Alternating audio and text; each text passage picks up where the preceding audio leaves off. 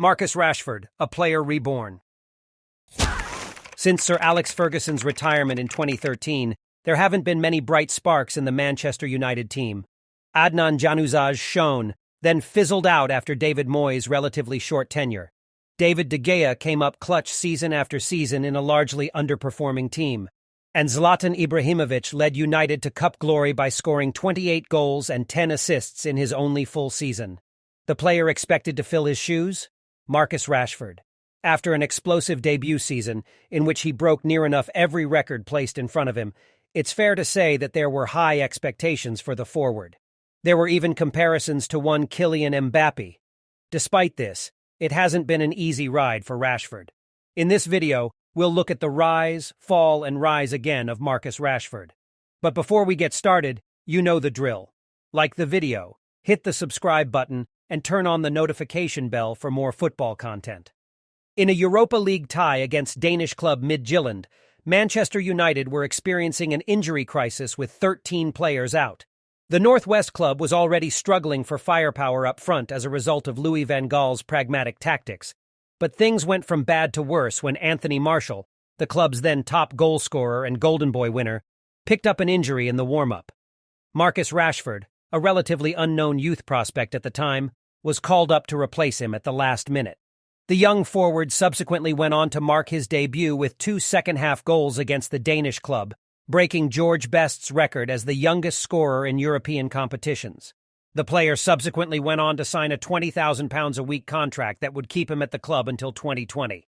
The future was definitely looking bright. After Jose Mourinho's sacking in 2018, former Manchester United striker Ole Gunnar Solskjaer took on the position on an interim basis and quickly breathed new life into the team. Manchester United subsequently went on an impressive 11-game undefeated run. By March, the Norwegian manager had played 19 games where he won 14 and drew 2 games, which earned him the permanent job. It seemed as though Ole had finally unlocked Pogba, who ended the season as United's top scorer and top assister, tightened up the defense, and brought harmony to the dressing room. But one player that especially flourished under Solskjaer's coaching was Rashford. In his first season under the former United player, Rashford managed to bag himself 10 goals and 8 assists, marking his most prolific season. It was a taster of what was to come as he went one better in the 2019-20 season with 22 goals and 12 assists, then 21 goals and 15 assists in the 2020-21 seasons. He was finally living up to his potential. Equally, Marcus Rashford enjoyed a promising start to 2021, scoring 6 goals and providing 5 assists in 20 starts across all competitions, including a goal and an assist in an FA Cup win over Liverpool.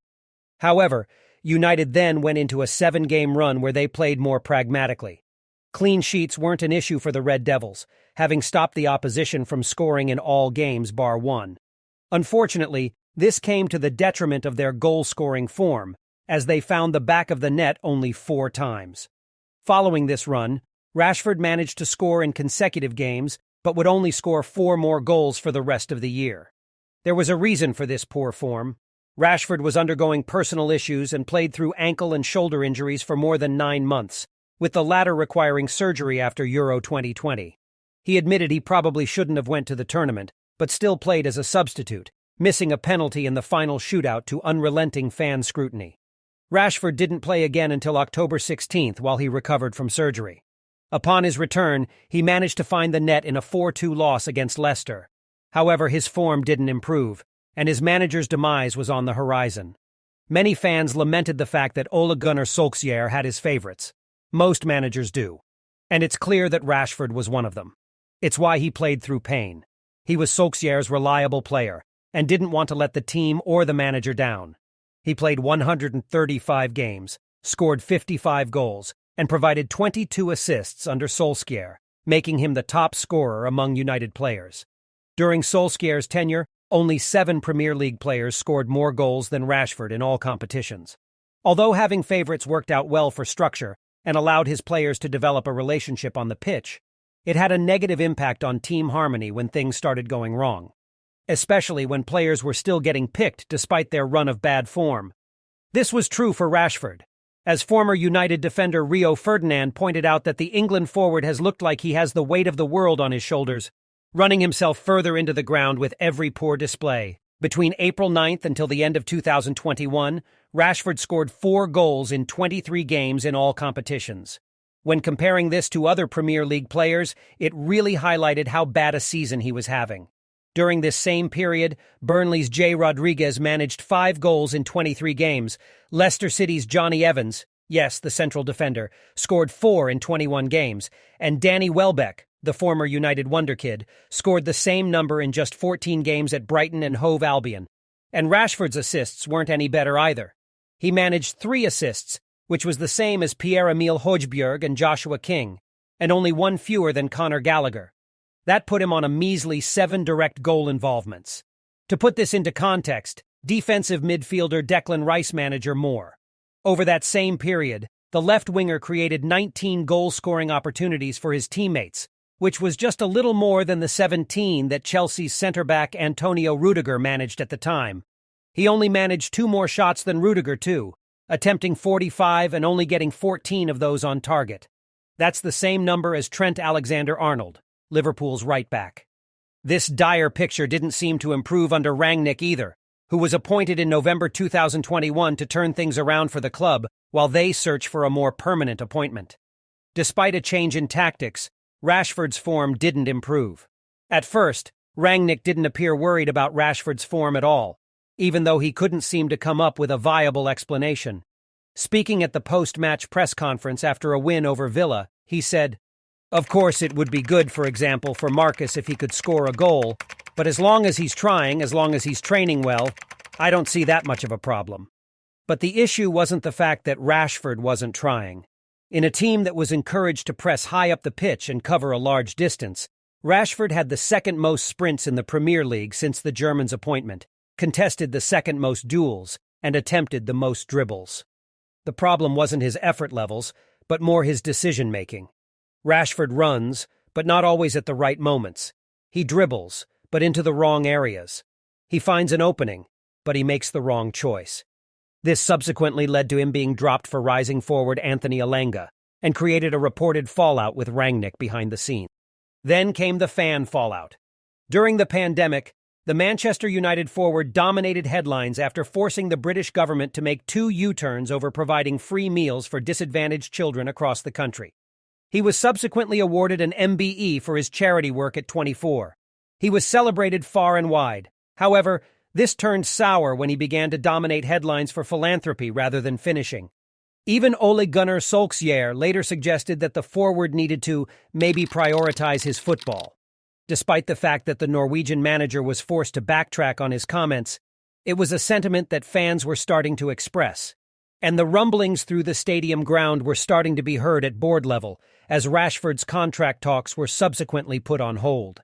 Not necessarily because of his charity work, but because the club was starting to develop a bad track record of rewarding players on bad form, Phil Jones being a prime example.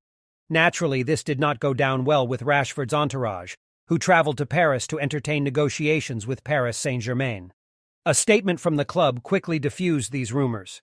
However, word had already gotten to fans, who called for him to be sold.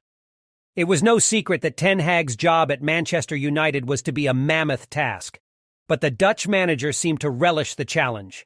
It was reported by multiple media outlets that one of the conditions for his hiring included returning Rashford to form. And so he did. There are many theories on how he managed such a quick turnaround, with the left winger winning the Premier League Player of the Month award as soon as September.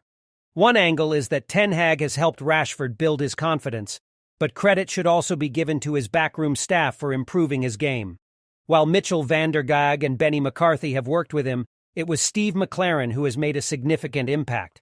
McLaren was eager to work with Rashford, recognizing his untapped potential, and has been working tirelessly to help him improve his game.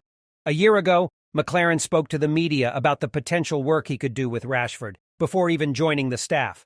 Body language is so important, and that was the criticism of United players. But Rashford has probably had this problem throughout his career, in terms of questioning his attitude. He gets deterred too easily and doesn't fight through bad moments. He doesn't stay in the game. If he's not having a good first half, he'll never have a good second half. Somebody needs to give him the tools to come out of the bad times. And it's clearly made a difference. Just look at Rashford's performance at Elland Road, where he followed up a lackluster first half with a game-winning second half. This change in mentality may also be the reason for his new celebration. Another angle is the fact that under Ten Hag, Rashford has been able to excel as a more streamlined forward. Previously, he was deployed as a traditional left winger, with the responsibility of creating chances for other forwards, notably Cristiano Ronaldo. However, this season, Rashford has become the focal point of the team's attack, with Ten Hag's tactics freeing him from the burden of being a playmaker. This change is reflected in his stats, with his assist rate of 0.14 per 90 in the Premier League being his lowest since the 2016-2017 season. Instead, the creative burden has been placed on players like Bruno Fernandes and Christian Eriksen, allowing Rashford to become a more direct goal-scoring threat. And the proof is in the pudding. The player has enjoyed his most prolific season under Erik ten Hag, and we're only halfway through. After 36 games in all competitions, he has found the back of the net 24 times and has 9 assists. That equates to 109 goal contributions per game. But if we take a look deeper, we really get an insight into his newfound form. In the Premier League, he ranks 6th for XG with 9.9 after 24 games. Only the likes of Erling Haaland, Harry Kane, Mohamed Salah, Ivan Toney, and Aleksandar Mitrovic rank ahead of him. It's a testament to the fact that Rashford is now making the right decisions and getting into the right areas.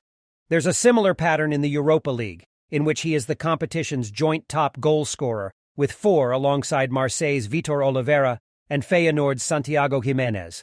He also ranks first for shots on target per 90 with 3.9, boosting his XG per 90 to 105. His goal involvement in the Europa League also amounts to an impressive 1.2 per game.